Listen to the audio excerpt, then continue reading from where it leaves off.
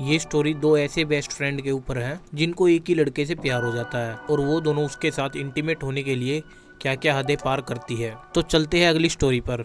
आज जिस मूवी को मैं एक्सप्लेन करने वाला हूँ इसका नाम है लेओवर, जो कि 2017 में रिलीज हुई थी। मूवी की स्टार्टिंग में हम केट को देखते हैं जो कि एक टीचर है। वो बच्चों को पढ़ा रही थी, तभी वो पीछे बैठे हुए एक बच्चे को देखती है जो आराम से पीछे बैठकर कॉमिक पढ़ रहा था। लेकिन केट उसको डांटने के अलावा सबको कॉमिक बुक पढ़कर सुनाने के लिए बोलती है और इसके बाद केट उस बुक को खुद भी सुनने लगती है। तभी वहाँ पर स्कूल का प्रिंसिपल आ जाता है और वो केट को बच्चों के साथ देख लेता है और वो केट को अपने ऑफिस में बुलाता है, जहाँ वो केट की तारीफ करता है और बोलता है कि तुम बहुत ज्यादा सुंदर हो और तुम्हारी आंखें भी बहुत प्यारी है और तुम्हें टीचर नहीं होना चाहिए, क्योंकि प्रिंसिपल उसे इनडायरेक्टली जॉब छोड़ने के लिए बोल रहा था।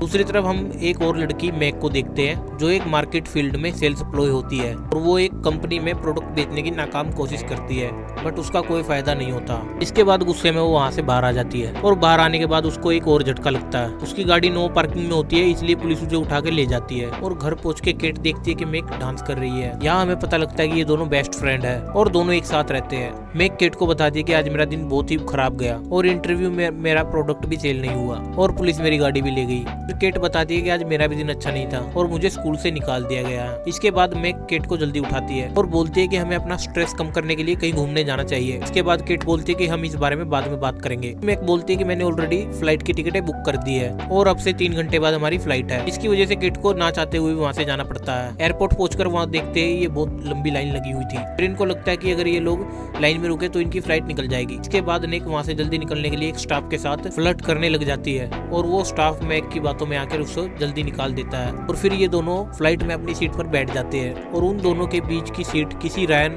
नाम के आदमी की थी और वो आदमी उनके बीच में राजाओं की तरह आके बैठ जाता है और फिर वो दोनों लड़कियां उसके साथ मजे लेने लग जाती है। फिर रायन उन्हें बोलता है कि मैं फ्लोरिडा में अपने फ्रेंड की शादी में जा रहा हूँ। इसके बाद में कोई उन्हें बताता है कि फ्लोरिडा में तेज तूफान और बारिश की वजह से प्लेन को सेंट लुइस में उतारना पड़ेगा। इसके बाद में ये दोनों एक वहाँ पर होटल बुक करते हैं। इसके बाद ये दोनों बोलती है कि हमारा सामान एयरपोर्ट पे मिस हो गया है। ये दोनों लिफ्ट के पास जाती है। जैसे ही लिफ्ट खुलता है इन्हें वो रायन दिखता है। इसके बाद ये दोनों उसे पूछते हैं कि तुम यहाँ पर क्या कर रहे हो। इसके बाद रायन बोलता है कि मेरी फ्रेंड की शादी में अभी टाइम है, इसलिए मैं अपनी लाइफ खुल के जी रहा हूँ। इसके बाद रायन उन्हें शाम को ड्रिंक पर इनवाइट कर देता है और वो दोनों भी खुशी खुशी हाँ कर देती है। फिर मैक बोलती है कि मेरा सामान तो एयरपोर्ट पे गुम हो गया और मेरे पास पहनने के लिए कोई कपड़े भी नहीं है, इसलिए वो केट से हेल्प मांगती है। फिर केट बोलती है कि मेरे पास भी एक ही ड्रेस है और वो उसको मना कर देती है। इसके बाद शाम को केट पार्टी में जाती है और रायन उसे मैक के बारे में पूछता है। इसके बाद केट बोलती है कि मुझे नहीं पता कि मैक कहाँ पर है। फिर वहाँ मैक भी आ जाती है जिसने साड़ी पहनी थी और वो साड़ी में बहुत ज्यादा सुंदर लग रही थी। फिर वहाँ टीवी में एक न्यूज आता है कि फ्लोरिडा में ज्यादा ही मौसम खराब हो गया है और इसी वजह से वहाँ पर जाने वाली सारी फ्लाइट कैंसिल हो गई है और बताया जा रहा है कि वहाँ पर 3 दिन तक मौसम साफ नहीं होगा। और ये सब सुनकर रायन बहुत ज्यादा दुखी होता है, लेकिन उसको खुश करने की गारंटी ये दोनों ले लेती है। फिर ये दोनों डांस कंपटीशन करने लग जाते हैं और डांस करते करते मैक का पल्लू नीचे गिरने लग जाता है और सब लोग उसके संतरों को देख लेते हैं। इसके बाद वो तीनों अपने कमरे में जाने लग जाते हैं, लेकिन कमरे में जाने से पहले उन दोनों में बहस हो जाती है क्योंकि वो दोनों ही रायन को पसंद करने लगी थी। अगले दिन मैक रायन के साथ होटल बलून में फ्लाई का प्लान बनाते हैं, लेकिन केट को ऊंचाइयों से डर लगता था। इसके बाद रायन बोलता है कि मैं और मैक ही वहाँ पर चले जाएंगे, लेकिन केट मैक को रायन के साथ अकेले जाने नहीं देना चाहती थी, इसलिए वो भी उन दोनों के साथ जाने का डिसाइड करती है। लेकिन ज्यादा ऊपर जाने के बाद केट काफी घबरा जाती है। इसके बाद रायन उसे अपनी बातों से शांत करता है। अगले दिन केट और मैक कॉफी शॉप में बैठे थे जहाँ उन्हें पता लगता है कि रायन यहाँ से जा रहा है और इसके बाद वो रायन के पास पहुंचती है। इसके बाद वो रायन को पूछती है कि वो कहाँ जा रहा है। फिर रायन बोलता है कि मैं शादी में जा रहा हूँ। इसके बाद केट और मैक रायन को अपने साथ चलने के लिए बोलती है और रायन भी उनके साथ जाने के लिए मान जाता है। इसके बाद वो तीनों एक टैक्सी में बैठते हैं और उस टैक्सी ड्राइवर का नाम क्रिस था, जिसको मैक बहुत ज्यादा पसंद आती है। लेकिन मैक तो पीछे बैठकर रायन के साथ मस्ती कर रही थी और वो उसके हाथ में लोशन लगाने लग जाती है, लेकिन केट को ये सब कुछ बिल्कुल पसंद नहीं आता। इसके बाद वो रायन को मैक की एक गंदी सी पिक्चर दिखाने लग जाती है और इसके बाद मैक केट पर बहुत ज्यादा गुस्सा हो जाती है। उसके बाद वो लोग पेट्रोल पंप पे जाते हैं जहाँ पर केट बाथरूम में चली जाती है। इसके बाद मैक बाहर से दरवाजा बंद कर देती है और रायन के साथ आकर मजे लेने लग जाती है। इसके बाद किसी तरह केट वहाँ से बाहर निकलती है, लेकिन वो गलती से कूड़े के ढेर में गिर जाती है। इसके बाद उसके सारे कपड़े